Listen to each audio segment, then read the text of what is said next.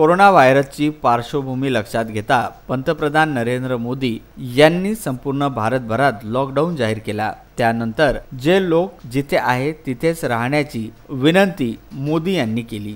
त्यानुसार नागरिकांनी तिथेच राहण्याला पसंती दिली, परंतु लॉकडाऊनची तारीख वाढत गेली आणि त्यानंतर या थांबलेल्या लोकांच्या प्रतीक्षेचा बाण तो फुटला। त्यानंतर या लोकांना आपल्या मायभूमीची आठवण आली आणि त्यानंतर त्यांनी शासनाकडे विनंत्या देऊन सूचना केल्या की आम्हाला आमच्या मायदेशी परत पाठवावे। त्यानंतर संपूर्ण भारतभरातून वेगवेगळ्या वाहनाद्वारे या बाहेर राज्यातील नागरिकांना त्यांच्या राज्यात हलवण्याची सुरुवात झाली। अमरावती शहरात सुद्धा विविध ठिकाणी अडकलेल्या महामंडळाच्या एसटी बसेसने आणून अमरावतीच्या रेल्वे स्टेशनवर पोहोचून त्यांना विशेष रेल्वेने त्यांच्या मायदेशी पाठवण्याची तयारी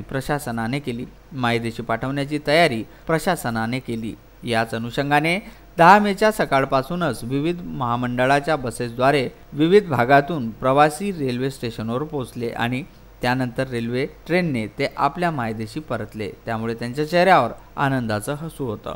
ब्युरो रिपोर्ट, विदर्भ न्यूज।